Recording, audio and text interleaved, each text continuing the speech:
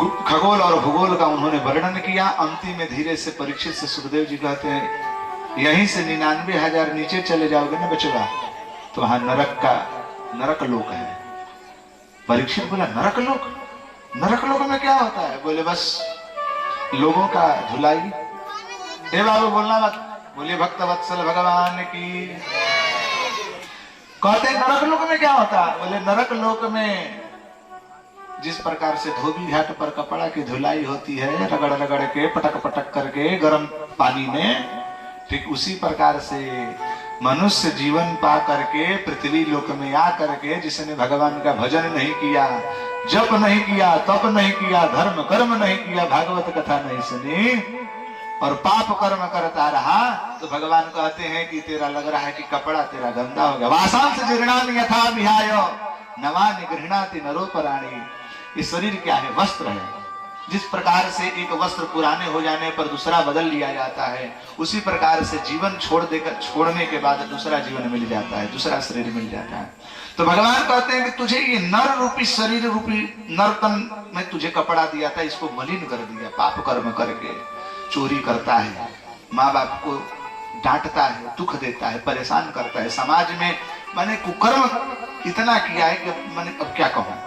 तो अब तेरा कपड़ा गंदा हो गया तो चल तुझे धोबी के घाट पर मैं भेज रहा हूँ। अब वहां पर महाराज यह शरीर जाता है और रगड़ रगड़ करके यमदूत इसको बढ़िया ढंग से धोते हैं।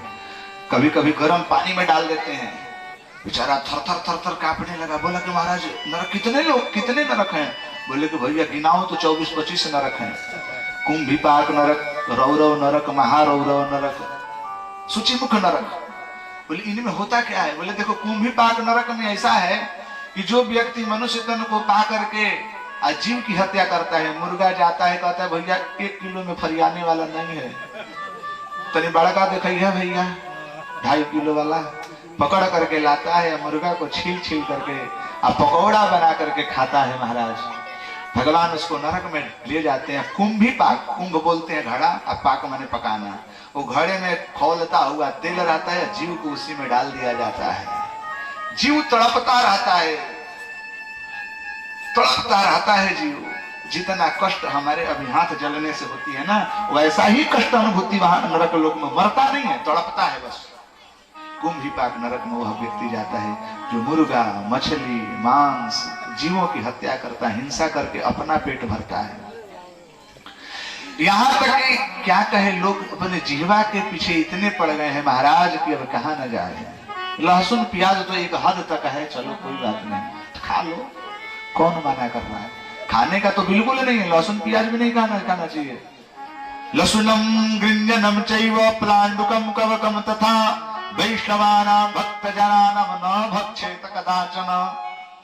लहसुन प्याज मशरूम ये सब नहीं खाना चाहिए। तो खैर चलो कोई बात नहीं, ये भी खा लो, माफ कर देंगे भगवान, चलो जाने तो भैया जीव का स्वाद है। लेकिन मुर्गा, अरे राम, बकरी, खसी, यहाँ तक तो माँ भगवती के नाम पर कहते हैं काली भैया के बकरी के करा घर पोसाई। जजमान के घर में गया तो भाई बड़े आदमी थे, तो बकरी हर व्यक्ति नहीं ना पालता पोसता है, लेकिन किसी के यहाँ भाड़ा भकी जाती है तो पालता है। अरे निठाई एकदम, क्या बोलते हैं, खसी बोलते हैं उसको, क्या बोलते हैं, खसी बोलते हैं ना। तो मैंने बोला कि भाई ये बकरा किसका है? बोले कि अपना है पंडित जी। मैंने क्यों, आप कब से बकरा पोसने लगे? बोले कि नहीं पंडित जी ये वो करना है, भगवती को बलि देना है। मैंने बोला बाप रे बाप, तो क्या करोगे बलि देकर? बोले काट देना है इसको। अब फिर करोगे क्या? गाड़ दोगे? तो नहीं, गाड़ना नहीं है, घरे लाएंगे और इसको बांट बांट के खाएंगे, प्रसाद बना करके खाएंगे। अरे माँ भगवती कब कही है कि मुझे खसी लाओ? यहाँ भगवान जड़ भरत को बलि दिया जा रहा है।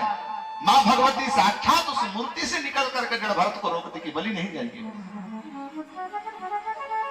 मह्यम बलि न दत्या, मुझे बलि मत दो, क्योंकि माँ भगवती के ही हम सब जीव हैं, हम सबके पुत्र हैं। हम उनके एक पुत्र को आप शाबाशी दो, एक पुत्र के माँ के सामने ही मार दो, माँ कितनी दुखित होगी। जड़ भरत को बचाने के लिए माँ भगवती आ गई, हम खसी अपने जीव की स्वाद करने के लिए, अपने उदर को पूर्ण करने के लिए भगवती को, समझ लीजिए, नहीं खाना चाहिए। खैर कितना भी सुना लो, मानने वाले तो कोई है नहीं, कोई छोड़ेगा। सायस्य प्रकृति स्वभाव जनिता के नापिनो मुंचती मिटई न मलिन स्वभाव भंगु। गोस्वामी तुलसीदास जी कहते हैं जिसका स्वभाव ही बन चुका है, मैं मांस जब तक से खाऊंगा नहीं, जब तक से शराब पीऊंगा नहीं, जब तक से अंडा खाऊं। एक आदमी तो कहता है अंडा खाने में दोष नहीं के पंडित जी, हमको कहा है बोले अंडा कोनो मांस ना में आवेला। हमको नहीं, अरे मरते जितना महाराज जितना तुम पाप कर रहे हो तो खसी खाने वाला भी पाप नहीं कर रहा है। तुमने तो साक्षात तो बेचारा पृथ्वी पर आकर के पृथ्वी का अवलोकन भी नहीं किया, अब तो बचपन में मार दिए। अंडा खा रहे हो, कह रहे कि अंडा मांसाहार में नहीं आता। अरे मूर्ख, किसी ने कहा कि अंडा नहीं आता। भ्रूण हत्या पता है ना कितनी महापाप है? भ्रूण हत्या सबसे महापाप है। जो आजकल के जितने लड़के और लड़कियां भ्रूण हत्या करवा देते हैं कि अभी बालक नहीं, जब बालक नहीं चाहिए तो तुमने संबंध क्यों रखा? संबंध ही नहीं बनाना चाहिए था। अब बाद में जाते हो कि क्या बोलते हैं, एबॉर्शन की पता नहीं क्या बोलते हैं, भ्रूण हत्या सबसे महापाप है। आपके बाग बगीचे में एक फूल लगने वाला था, उस फूल को उड़ा दिया आपने, काट डाला। और फिर बाद में जब 10 साल तक बच्चे नहीं होते तब कहते बाबा लड़का फैका नहीं क्या होगा। पाप ने पहले तो पाप तूने किया, अब खोज रहे हो कि बालक कहां से होगा। ऐसे कई केसों को मैं देखा हूं, कई लोगों को जानता हूं जिनका बैकग्राउंड में जब जाना तब पता चला कि ये तो साल भर के अंदर में इनके गर्भ में एक बच्चा था जिसको उन्होंने वो करवा दिया। अब ढूंढ रहे हैं कि बालक कहां से होगा। भगवान देते हैं, वंश चलाना भी भगवान की कृपा होती है कि नहीं महाराज? जितना हो सके हिंसा से बचें। हमारे यहाँ तो एक सूक्ति ही है, अहिंसा परमो धर्म। धर्म की परिभाषा परम धर्म क्या है तो कहते हैं अहिंसा ही परम धर्म है। किसी भी प्रकार की हिंसा किसी को नहीं करना चाहिए। हिंसा भी 3 प्रकार से करी जाती है, एक वाग वाणी से, एक कर्म हाथ से, और एक मन से। वाणी से माई बहन सब सुबह सुबह चालू कर देते हैं, आप गाली देते हैं, झगड़ा करते हैं, वाणी से दूसरे को परेशान करते हैं, वो भी हिंसा है। हाथ से डंडा निकाल करके मारते हैं आप, हाथ पैर से मुक्का मुक्की करते हैं, वो भी हिंसा है। और मन में किसी के प्रति द्वेष भाव रखते हैं, ईर्ष्या रखते हैं, द्वेष रखते हैं, ये भी हिंसा है। इन सब हिंसा से बचे। सूक्ष्म सूक्ष्म हमारे यहाँ पाप है। युधिष्ठिर जी आजीवन पर्यंत धर्म के आचरण किया उन्होंने, एक भी पाप उनसे अपने होशो हवास में नहीं हुआ। लेकिन महाभारत के लड़ाई में, महाभारत के युद्ध में एक उनसे अपराध बन गया, अश्वत्थामा हतः।